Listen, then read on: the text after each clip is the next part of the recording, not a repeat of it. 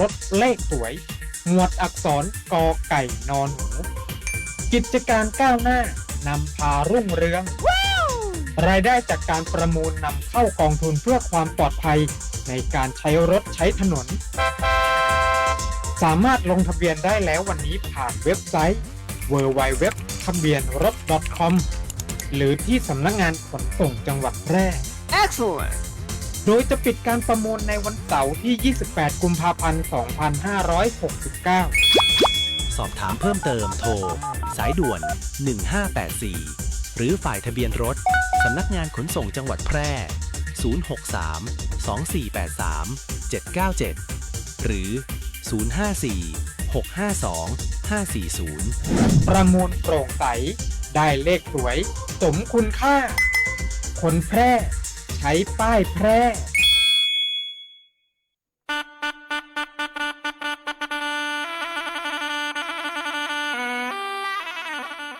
รู้หรือไม่ว่าเหนือใต้เราเชื่อมโยงกันภาษาเจ๊เหหรือภาษาตากใบเป็นภาษาถิ่นที่พูดกันในอำเภอตากใบจังหวัดนราธิวาสมีลักษณะเฉพาะตัวจากการผสมผสานระหว่างภาษาสุโขทัยโบราณภาษาใต้และภาษามลายูภาษาเจ๊เหจึงมีความโดดเด่นที่สำเนียงเนิบช้าและนุ่มนวลเป็นมรดกทางวัฒนธรรมที่กำลังเสี่ยงต่อการสูญหายภาษาเจ๊เหจึงสะท้อนได้ว่าแผ่นดินไทยเหนือใต้เป็นสายสัมพันธ์ที่เชื่อมโยงกันศาสนาภาษาวัฒนธรรมความรักความเข้าใจความสามัคคีและความผูกพันเป็นพื้นฐานสำคัญในการสร้างสันติสุขที่ยั่งยืนสำนักงานประชาสัมพันธ์ที่ 3 กรมประชาสัมพันธ์คุณกำลังฟัง FM 91 MHz สวท แพร่ ให้ความรู้คู่ความสุข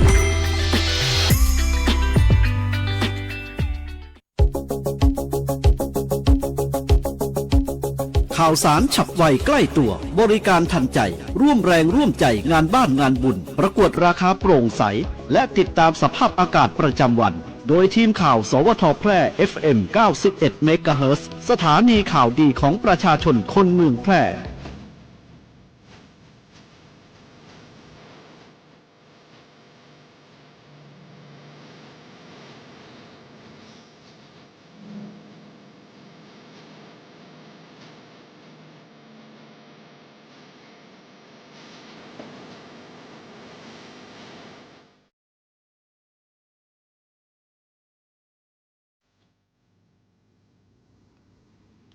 สวัสดีครับสถานีวิทยุกระจายเสียงแห่งประเทศไทยจังหวัดแพร่เสนอข่าวท้องถิ่นประจำวันจันทร์ที่ 23 กุมภาพันธ์ พุทธศักราช 2569 โดยมีหัวข้อข่าวดังนี้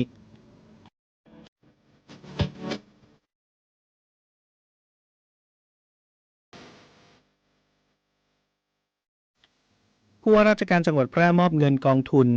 เงินช่วยเหลือผู้ประสบสาธารณภัยสำนักนายกรัฐมนตรีช่วยผู้ประสบอัคคีภัยในพื้นที่อำเภอเด่นชัยเกษตรจังหวัดแพร่ปั้นต้นกล้าพันธุ์ดีเสริมศักยภาพทุเรียนแพร่เพิ่มมูลค่าและความสามารถการแข่งขันจังหวัดแพร่ขอเชิญเสนอชื่อบุคคลเพื่อคัดเลือกรางวัลคนดีสีจังหวัดประจำปี 2569 กระทรวงเกษตรและสหกรณ์มอบหมายกรมชลประทานติดตามและเตรียมรับมือสถานการณ์ภัยแล้งในปีนี้อย่างใกล้ชิดปปส.ร่วมกับมช.เปิดรูปแบบใหม่ของขบวนการค้ายาเสพติดออนไลน์ใช้อีโมจิคำแสลงภาพขนมสัตว์และฟอนต์พิเศษเป็นรหัสลับต่อไปเป็นรายละเอียดของข่าว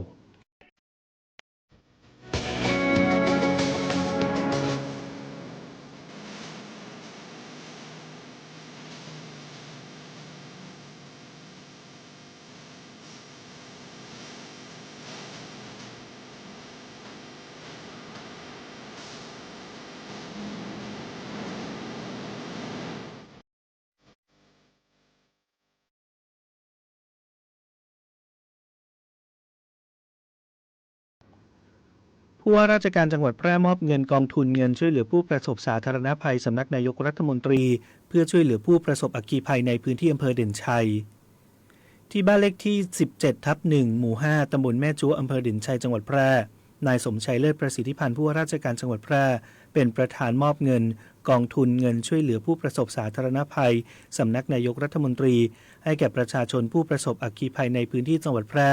ซึ่งเกิดเหตุขึ้นเมื่อวันที่ 7 มิถุนายน 2561 ส่งผลให้บ้านเรือนราษฎรได้รับความเสียหายจำนวน 3 หลังโดยไม่มีผู้ได้รับบาดเจ็บหรือเสียชีวิตโดยคณะกรรมการกองทุนเงินช่วยเหลือผู้ประสบสาธารณภัยสำนักนายกรัฐมนตรีได้พิจารณาอนุมัติเงินช่วยเหลือรวมทั้งสิ้น 32,500 บาทขอไปครับ 325,000 บาทเพื่อเป็นค่าวัสดุในการก่อสร้างและซ่อมแซมบ้านเรือนที่ได้รับความเสียหายโดยผู้ได้รับเงินช่วยเหลือในครั้งนี้ได้แก่นางฟองแก้วเสนาป่าเจ้าของบ้านเลขที่ 17/1 บ้านเสียหายทั้งหลังได้รับเงินจำนวน 235,000 บาทนายพรพิพัฒน์เสนาป่าบ้านเลขที่ 25ได้รับความเสียหายมากได้รับเงินช่วยเหลือจำนวน 75,000 บาทและนายถาวรมโนวรเจ้าของบ้านเลขที่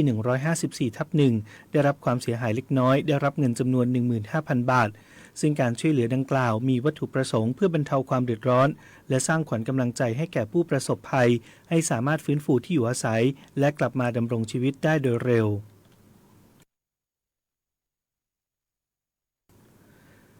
เกษตรจังหวัดแพร่ปั้นต้นกล้าพันธุ์ดีเสริมศักยภาพทุเรียนแพร่พัฒนาเกษตรกรผลิตสินค้าเกษตรปลอดภัยอย่างครบวงจรเพิ่มมูลค่าและความสามารถการแข่งขัน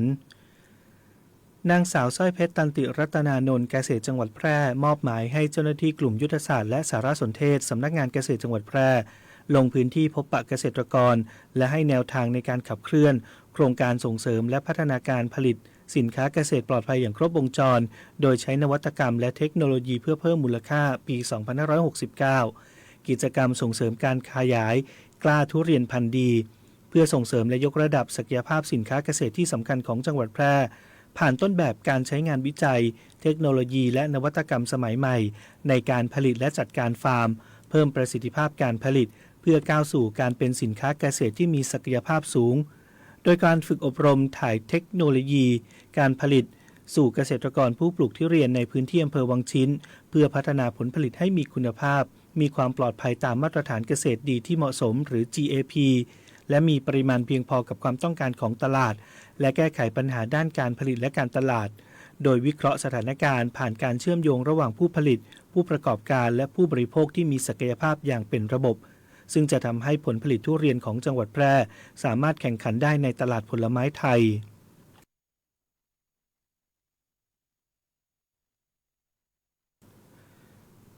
จังหวัดแพร่ขอเชิญเสนอชื่อบุคคลเพื่อคัดเลือกเข้ารับรางวัลคนดีสีจังหวัดประจำปี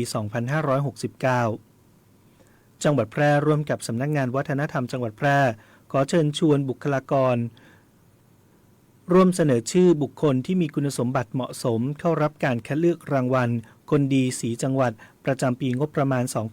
2569 เพื่อยกย่องเชิดชูเกียรติบุคคลผู้มีคุณธรรมจริยธรรมและเป็นแบบอย่างที่ดีของสังคมโดยแบ่งการคัดเลือกออกเป็นประเภท2ประเภทได้แก่ประเภทเด็กและเยาวชนอายุ 13-25 ปีและประเภทประชาชนทั่วไปอายุ 26 ปีขึ้นไปสำหรับการพิจารณาคัดเลือกจะเป็นไปตามหลักเกณฑ์และแนวทางที่กำหนดโดยเน้นผู้ที่ประพฤติปฏิบัติตนตามหลักคุณธรรมมีจิตสาธารณะเสียสละและสร้างประโยชน์แก่ส่วนรวมอย่างต่อเนื่องผู้สนใจสามารถจัดทำเอกสารเสนอชื่อพร้อมหลักฐานประกอบจำนวน2ชุดส่งมาที่สำนักงานวัฒนธรรมจังหวัดแพร่เลขที่ 108 หมู่ที่ 13 ถนนแพร่ลองตำบลป่าแมดอำเภอเมืองแพร่จังหวัดแพร่รหัสไปรษณีย์ 54000 ภายในวันที่ 16 มิถุนายน 2569 เพื่อจะได้นำเสนอคณะอนุกรรมการส่งเสริมคุณธรรมจังหวัดพิจารณาคัดเลือกต่อไป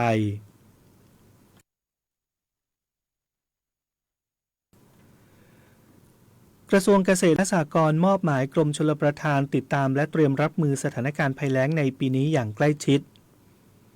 นายวินโรจน์ทรัพย์ส่งสุขปลัดกระทรวงเกษตรและสหกรณ์ระบุว่ากระทรวงเกษตรและสหกรณ์ได้เตรียมมาตรการรับมือภัยแล้งในปีนี้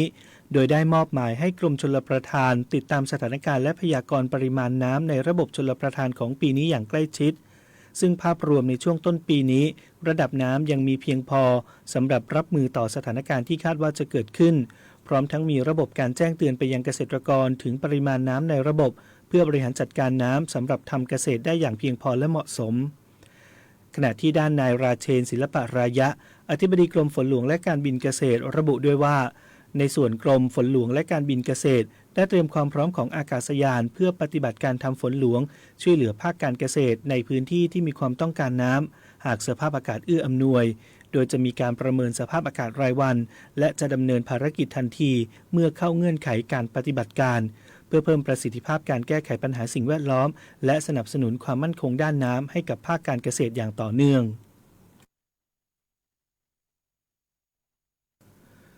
ปปส.ร่วมกับมช.เปิดรูปแบบใหม่ของขบวนการค้ายาเสพติดออนไลน์ใช้อีโมจิคำแสดงภาพขนมสัตว์และฟอนต์พิเศษสำหรับเป็นรหัสลับเพื่อหลบเลี่ยงการตรวจจับของ AI ใช้กลยุทธ์ล่อลวงเยาวชนเข้าสู่วงจรยาเสพติดสำนักงานคณะกรรมการป้องกันและปราบปรามยาเสพติดได้เชิญชวนร่วมงานเปิดโลกคำแสดงยาเสพติดแฉรหัสลับอีโมจิคำแสดงกลยุทธ์ใหม่ค้ายาออนไลน์ตบตา AI ด้วยภาพขนมฟอนต์พิเศษและสัญลักษณ์โดยมีผู้เชี่ยวชาญติวเข้มให้กับประชาชนได้รับรู้เท่าทันภัยเงียบที่แฝงมาในโลกโซเชียลมีเดียณห้องประชุมชิดชัยวรรณสถิตอาคาร2ชั้น3สำนักงานปปส.ด้านนางประภาสีไคยนันท์ผู้อำนวยการสำนักพัฒนาการป้องกันและแก้ไขปัญหายาเสพติดปปส.เปิดเผยว่าสำนักงานปปส.ได้ร่วมกับมหาวิทยาลัยเชียงใหม่ดำเนินงานวิจัยเรื่องการค้ายาเสพติดออนไลน์มานานกว่า10ปี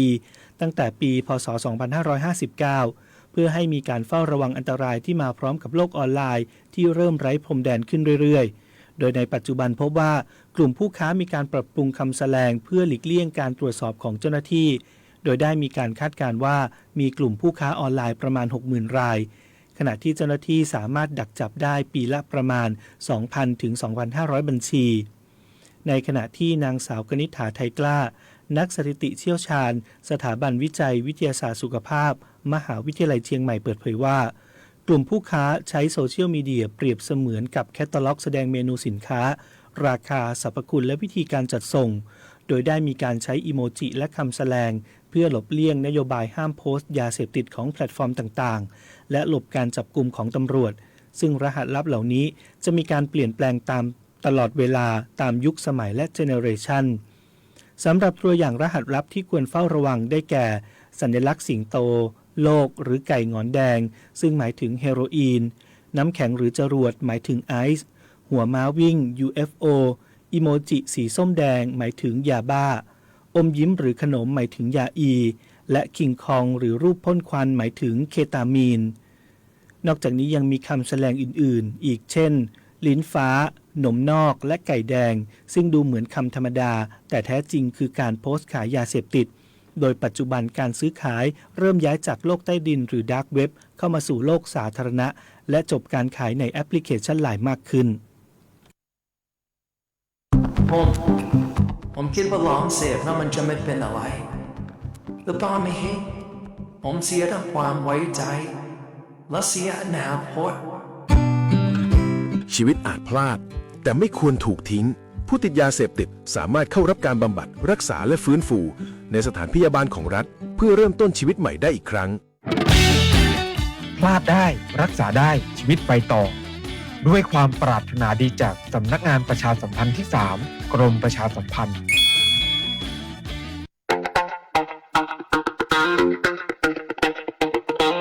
จากอาหารไทยมวยไทยดนตรีไทยไปจนถึงเทศกาลไทยและงานศิลปะไทยวันนี้ซอฟต์พาวเวอร์ทั้ง14สาขากำลังส่งพลังครั้งใหญ่ไม่ใช่แค่ผลักดันวัฒนธรรมสู่ระดับโลกแต่คือฟันเฟืองสำคัญที่ขับเคลื่อนเศรษฐกิจไทยให้ก้าวไปข้างหน้าสร้างโอกาสสร้างอาชีพกระจายรายได้สู่ชุมชนและพี่น้องประชาชนโดยตรงเปลี่ยนต้นทุนทางปัญญาให้กลายเป็นสินค้าวัฒนธรรมนำผลกำไรสู่ประเทศ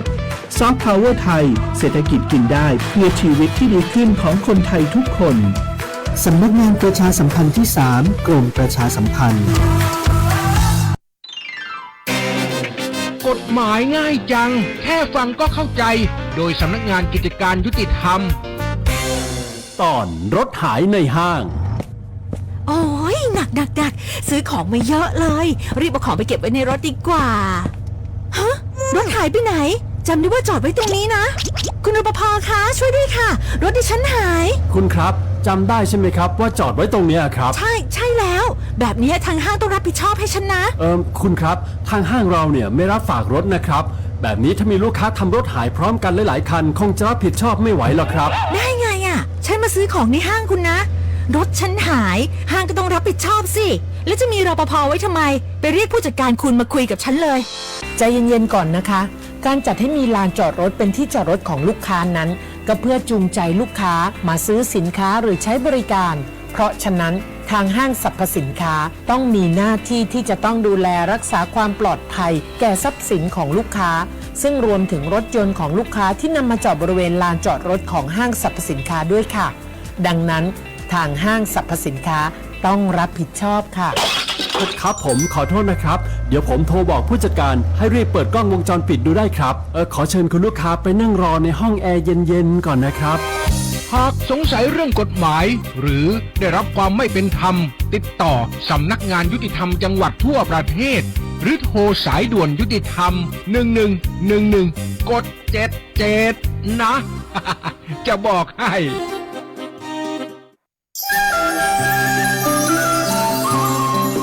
ขอเชิญพ่อแม่พี่น้องร่วมงานบุญใหญ่ประจำปีของเจ้าแป่ในงานประเพณีไหว้พระธาตุเจ้าแห่เมืองแป่แห่ตุงหลวงระหว่างวันที่22กุมภาพันธ์ถึง3มีนาคม2569 10 วัน 10 คืนณวัดพระธาตุเจ้าแห่พระอารามหลวง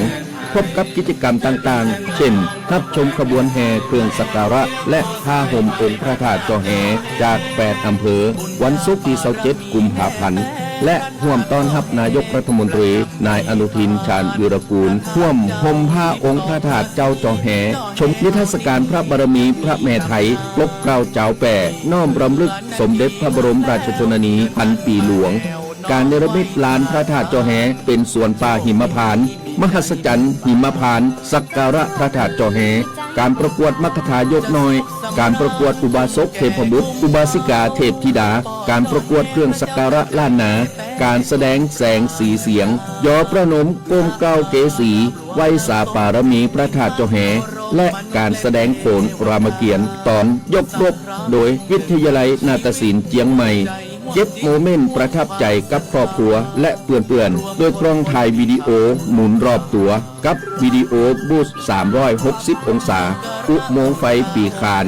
และเลือกซื้อสินค้าและผลิตภัณฑ์ต่างวัฒนธรรมสินค้าชุมชนต่างๆอีกมากมายเสาร์2กุมภาพันธ์ถึง3มีนาคม2569 10 วัน 10 คืนงานประเพณีไหว้พระธาตุเจ้าแห่เมืองแป่แห่ตุงหลวง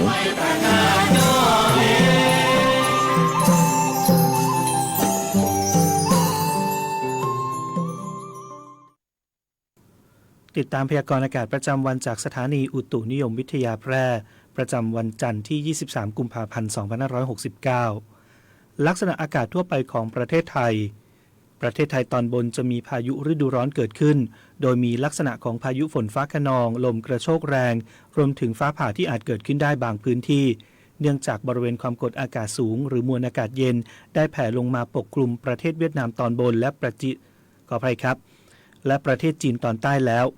คาดว่าจะเคลื่อนเข้าปกคลุมภาคตะวันออกเฉียงเหนือตอนบนและทะเลจีนใต้ในวันนี้ส่งผลทำให้มีลมใต้และลมตะวันออกเฉียงใต้พัดปกคลุมภาคตะวันออกเฉียงเหนือภาคกลางภาคตะวันออกและอ่าวไทยในขณะที่ประเทศไทยตอนบนมีอากาศร้อนขอให้ประชาชนบริเวณดังกล่าวระวังอันตรายจากพายุฤดูร้อนโดยหลีกเลี่ยงการอยู่ในที่โล่งแจ้งใต้ต้นไม้ใหญ่สิ่งปลูกสร้างและป้ายโฆษณาที่ไม่แข็งแรงสำหรับเกษตรกรควรเสริมความแข็งแรงให้ไม้ผลและเตรียมการป้องกันความเสียหายที่อาจเกิดขึ้นกับผลผลิตทางการเกษตรและสัตว์เลี้ยงรวมทั้งดูแลรักษาสุขภาพเนื่องจากสภาพอากาศร้อนไว้ด้วยสำหรับภาคใต้มีฝนฟ้าคะนองบางแห่งเนื่องจากลมตะวันออกและลมตะวันออกเฉียงใต้พัดปกคลุมอ่าวไทยภาคใต้และทะเลอันดามันส่วนคลื่นลมบริเวณอ่าวไทยตอนล่างมีกำลังปานกลางโดยมีคลื่นสูง 1-2 เมตรบริเวณที่มีฝนฟ้าคะนองคลื่นสูงมากกว่า2 เมตรขอให้ชาวเรือบริเวณอ่าวไทยและทะเลอันดามันเดินเรือด้วยความระมัดระวังฝุ่นละอองในระยะนี้ประเทศไทยตอนบนมีการสะสมของฝุ่นละอองหรือหมอกควันอยู่ในเกณฑ์ปานกลางถึงค่อนข้างมากเนื่องจากมีการระบายอากาศอยู่ในเกณฑ์อ่อนถึงปานกลางพยากรณ์อากาศบริเวณภาคเหนือ